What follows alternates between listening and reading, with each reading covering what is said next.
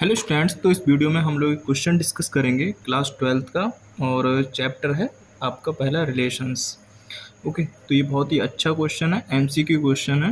Okay, तो question है आपका कि S is a relation over the set R of real numbers and it is given y a B belongs to S or is implies that a b greater than or equal to zero then S is. Okay, तो जो हमें relation दिया हुआ है कि a b is greater than equal to zero, ठीक है, जहाँ पर ए और बी क्या है, रियल नंबर्स हैं।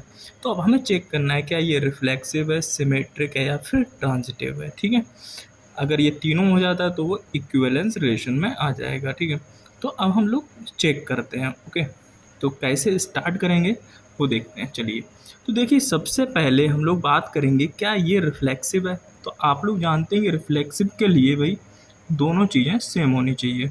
ठीक है, ऑर्डर्ड पेयर में दोनों एलिमेंट सेम होने चाहिए।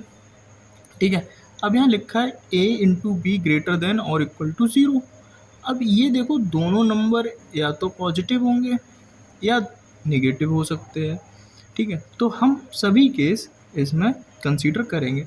मान लेते हैं कि दोनों नंबर पॉजिटिव है, तो कोई भी दो रियल नंबर अगर आप पॉजिटिव रियल नंबर लेते हैं, मान लो 3,3 लिया ओवरऑल। ठीक है, तो 3 × 3 9 आएगा और 9 always greater than or equal to zero, मतलब ज़ीरो से बड़ा ही होगा, तो हमें ये सेटिस्फाई करेगा। तो पॉजिटिव में तो कोई भी इक्वल अगर हैं दोनों नंबर तो सेटिस्फाई करेंगे ही करेंगे। ठीक है, अब यहाँ पर हम लोग लेते हैं जैसे कि निगेटिव के लिए भी चेक कर देते हैं। मान लो कि -2, -2 लिया हमने। ठीक है, तो भाई ये क्या होगा, तो -2 × -2 दैट इज़ 4। ये भी जीरो से बड़ा है, ये भी सेटिस्फाई कर गया। ठीक है, तो दोनों नंबर सेम होने चाहिए। रिफ्लेक्सिव के लिए क्या होने चाहिए, दोनों नंबर सेम होने चाहिए। तो हमने यहाँ भी सेम लिए, पॉजिटिव पॉजिटिव। ठीक है, यहाँ दोनों नंबर हमने नेगेटिव के लिए, तो दोनों सेटिस्फाई कर रहे हैं इस रिलेशन को, A B is greater than equal to zero को सेटिस्फाई कर रहे हैं। तो इसका मतलब हुआ कि ये रिफ्लेक्सिव रिलेशन तो हो गया। ठीक है, एक केस बचा 0,0 भी आप चेक कर लें। 0,0 तो 0 × 0 आएगा, तो 0 ग्रेटर देन इक्वल टू वाला केस सेटिस्फाई कर रहा है। ठीक है, तो यहाँ पर रिफ्लेक्सिव तो ये हो गया पक्का। ओके, तो अभी आपका जो है ए ऑप्शन तो नहीं होगा, सिमेट्रिक एंड ट्रांजिटिव, क्योंकि उसमें रिफ्लेक्सिव नहीं आ रहा है। ठीक है, बी सी डी ये अभी तीन ऑप्शन हो सकते हैं। ठीक, चलिए अब हम देखते हैं सिमेट्रिक के लिए। तो देखो सिमेट्रिक होता क्या है, बेसिकली हमें एक ऐसा ऑर्डर्ड पेयर चाहिए ए कॉमा बी का जो रिलेशन के अंदर होना ही चाहिए। ठीक है, देन हम बी कॉमा ए के लिए चेक करेंगे। ठीक है, तो पहला आप कोई भी ऑर्डर्ड पेयर उठाओ जो इस रिलेशन को सेटिस्फाई कर जाए। ठीक है, चलिए कोई भी रिलेशन उठा लीजिए। मान लेते हैं कि हमने उठाया 2,3। ठीक है, क्या ये इस रिलेशन को सेटिस्फाई कर रहा है, चेक करो। 2 × 3 दैट इज आया 6। 6 इस रिलेशन को सेटिस्फाई कर रहा है, बिल्कुल कर रहा है, क्योंकि 6 0 से बड़ा है। अब चेक करो क्या 3,2 के लिए सेटिस्फाई कर रहा है, तो भाई चलो करते हैं 3,2 के लिए चेक करते हैं। तो 3 × 2 6 बिल्कुल सेटिस्फाई कर रहा है। ठीक है, तो अब आपने जैसे पॉजिटिव नंबर लेके देखे, आप निगेटिव नंबर लेके देख सकते हैं। ठीक है, तो निगेटिव नंबर, अब देखो कोई एक पॉजिटिव एक निगेटिव लोगे अगर यहाँ पर, तो फिर ये रिलेशन सेटिस्फाई नहीं होगा। ठीक है, क्योंकि उसमें मल्टीप्लाई करने पे नेगेटिव आ जाएगा। तो क्यों ना हम दोनों चलो नेगेटिव चेक कर लेते हैं। -2, -3 क्या इस रिलेशन को सेटिस्फाई करेगा, बिल्कुल करेगा भाई। -2 × -3 दैट इज 6 आ गया, और ये 0 से बड़ा होगा। ठीक है, और -3, -2 के लिए अगर फिर चेक करते हैं तो सेटिस्फाई कर जाएगा। इसका मतलब है कि ये सिमेट्रिक भी हो गया। ठीक है, अगर कोई भी नंबर के साथ आप 0 फिक्स करते हैं तब बिल्कुल 0 की मल्टीप्लाई करने पे 0 आ जाएगा, तब भी सेटिस्फाई करेगा। ठीक है, तो अब एक चीज़ तो क्लियर होगी कि भाई ये रिफ्लेक्सिव आ गया एंड सिमेट्रिक आ गया।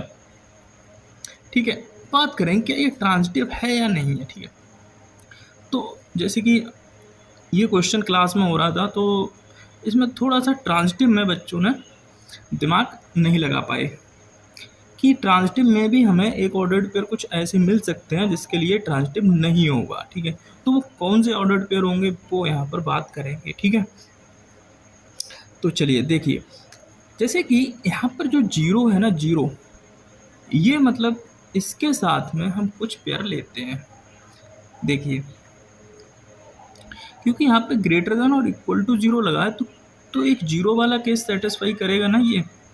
तो आप एक चीज़ देखिए कि अगर हम वन को हाँ, पहले आप ट्रांजिटिव समझिए कि ए कॉमा बी आर के अंदर होना चाहिए, मतलब रिलेशन को सेटिस्फाई करना चाहिए, एंड बी कॉमा सी भी उस रिलेशन को सेटिस्फाई करना ही चाहिए।